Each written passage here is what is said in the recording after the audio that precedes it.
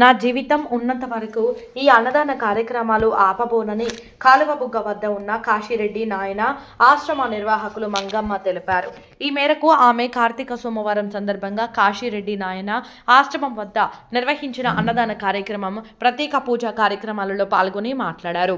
నేను నా జీవితాన్ని గత 35 ఏళ్ల నుంచి కాశీరెడ్డి నాయన శిష్యురాలిగా అంకితం చేసి సమాజ తోడ్పాటుకు ఎంతో మంది అన్నం లేని అభాగ్యులకు అన్నదానం చేసి 10 మంది కడుపు నింపేందుకు కృషి చేస్తున్నానని కాశీరెడ్డి తాత ఆశ్రమం నిర్వాహకులు మంగమ్మ తెలిపారు.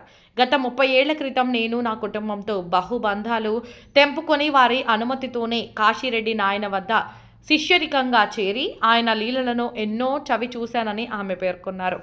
అప్పట్లో కాశీరెడ్డి నాయన నన్ను తన శిష్యురాలిగా చేర్చుకునేందుకు ఎన్నో షరతులను చెప్పారు. నీవు నా శిష్యురాలిగా ఉన్న తదనంతరం జీవితంలో ఎన్నో అవాంతరాలు, తోబుట్టువుల నుంచి, పిల్లల నుంచి, భర్త నుంచి ఎన్నో రకాల అవాంతరాలు, మాటలు ఎదురవుతాయని వాటిని ఎదుర్కోగలిగితేనే నా ఈ శిష్యరికం పూర్తవుతుందని కాశీరెడ్డి నాయన సెలవు ఇచ్చారన్నారు. నేను ఆ నాయనపై ఉన్న భక్తితోనే అన్ని షరతులను ఒప్పుకొని గత 35 ఏళ్లుగా ఆ నాయనను నమ్ముకొని ఈ ఆశ్రమం నిర్వహిస్తున్నా అన్నారు.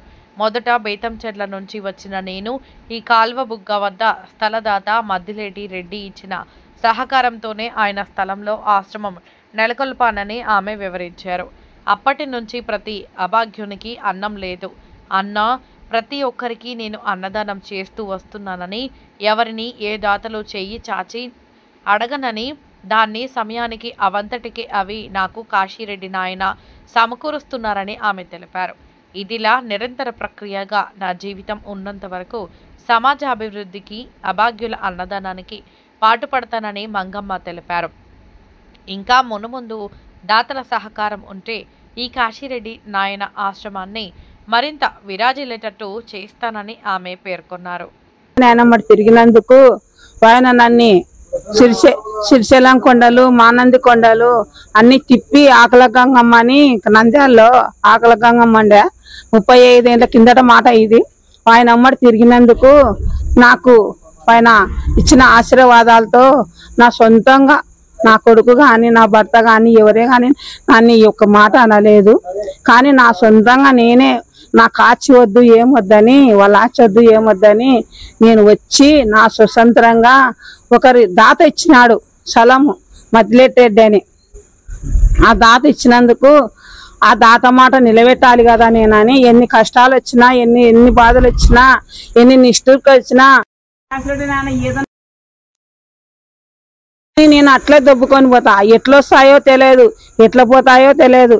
దాని గురించి ఆయన ఎట్లా నాకు ఈ పరిస్థితి అంటే ఆ టయానికి ఎట్లొచ్చిపోయేది తెలియదు. నేనుండరా నీకెందుకు, నేనున్నా కదా అని చెప్పిపోతాడు. నా మధ్యకి నాకు రియల్గా మాట్లాడిపోతాడు. ఎట్లా పోతావు నైనా, నా దగ్గర డబ్బులు లేవు, నేనేం చేయాలి, నాది ఎందుకు పరిస్థితి, నన్ను ఎందుకు భర్తని వదిలేసి అన్ని వదిలేసి వచ్చినానని చెడ్డగా మాట్లాడుతున్నారు. అంటే ఆ రోజే చెప్పినా కదరా నీకు చూసుకునేదంటారు, అమ్ముకునేదంటారు, ఇవాళ భరిస్తానంటే నువ్వు ఆశ్రమం పెట్టగలిగి 25 ఏళ్ళ తర్వాత నువ్వు ఆశ్రమం పెట్టి నీ కుటుంబానికి దూరంగా ఉండి అందరూ ఎవరు మాట్లాడారు దానికని సిద్ధంగా ఉండావా అన్నాడు. సర్లేనైనా నేనైతే సిద్ధంగా ఉన్నాను, కానీ నేను 7 అడిగినా నాకైతే అన్నం లేదని ఎవరైతేనా కానీ అనకూడదు అన్న. అంటే నీకు అన్న వరకు చనిపోయే వరకు ఎన్ని మాటలు పుట్టిన కొడుకు కానీ నిన్ను ఏడ సంపాదించినావు, ఏడ పనుకొని వచ్చినది, ఏడ సంపాదించినావు అంటాడు. అవి కానీ భరిస్తానంటే నువ్వు ఈ రూట్లోకి రా అన్నాడు. సరేనైనా నేనైతే ఏ దానికైనా సిద్ధంగానే ఉన్నాను, నువ్వు ఏమన్నా చెయ్యి, నీ అడుగుదాడలని నడుస్తాను, నేను నీ ఆశీర్వాదం ఉంటే చాలన్నా. అన్నాక ఒకరోజు ఏం చేసినాడంటే మానంది కొండలు లేకపోయి మానంది నుండి సిరిశైలం పోయినాం. సిరిశైలంలో దేవులం ఉంది నడికొండలో. అడిగినాక నేను ఏరినది తిని రాపో అన్నాడు. అంటున్నాడే నా పరిస్థితి ఏంది అనుకున్నా. ఆడికి పోతే అన్ని పండ్లు 5 రకాల పండ్లు ఉన్నాయి. కన్నాకు భోంచేసిన తర్వాత నాకు ఆయన మధ్యలోనే ఉన్నాడు. వేరేదైతే అస్సలు లేదు నాకు. నాయన ఏం నాయనా నాకు ఇసి తెచ్చినా అంటే నువ్వు నా శిశురాలు కావాలి, నేను చనిపోయినా నేను ఉన్నా నీకు ఆడైనా అని ఆశ్రమం పెట్టు, 10 మంది 10 రకాలు మాట్లాడుకున్నా దాని గురించి ఏం వదిలేయి, నువ్వు ఎవరన్నా ఏమన్నా అనుకొని నిన్ను చాలా బిచ్చగా దాని లెక్క చూస్తారు, చీప్గా చూస్తారు. అయినా నువ్వు భరించాలి. నువ్వు భరించే రోజులు వచ్చే రోజులు నిన్ను చాలా చీప్గా మాట్లాడతారు, అది కానీ భరించాలి. ఎన్ని భరించినా నేను భరిస్తూనే ఉన్నా. మరి ఎన్ని చేసినా ఆ టయానికి మాత్రం నాకు ఎట్లా వచ్చేది తెలియదు, ఎట్లా పోయేది తెలియదు. నేను యాదాతను అడగను, నేను ఎవరిని అడగను. నా సొంతంగా నేను సంవత్సరానికి 40-50 ప్యాకెట్లు బియ్యం వేసుకుంటాను, 4 క్వింటాలు బ్యాలు వేసుకుంటాను, మిరకాయలు పోయి అడుకొచ్చుకుంటాను. నాయనా పల్లెలకు పోయి నాకు ఆశ్రమం ఉంది నాయన మిరకాయలు పెట్టరు నాయన అంటే వాళ్ళు 5-6 క్వింటాలు పెడతారు. నా చేతుల కట్టంతో ఆయన ఎట్లు ఇస్తున్నాడో తెలియదు, నాకు ఎట్లా పోతుందో తెలియదు. అది ఆయన ఆశీర్వాదాలు ఆయనకు తెలుసు, నాకు తెలుసు, వేరే వాళ్ళకు ఎవరికి తెలియదు. అంతేగాని ఎవరు ఏమనుకున్నా ఎవరి కష్టాలైతే భారీగా వస్తాయి, ఉత్తరబదర రావు. ఆ కష్టాలకు కానీ ఢీ కొట్టేంత టాలెంట్ ఉండాలి. రెండే చేసినా తెల్లారి తలకలా ఎట్లా మాయమైపోతాయో తెలియదు. ప్రశాంతంగా నాయన నాకు ఈ పూటకి అన్నం లేదు అంటే ఆ పూటకి అన్నం వస్తుంది. ఎట్లా వస్తుందో తెలియదు, ఎట్లా పోతుందో తెలియదు.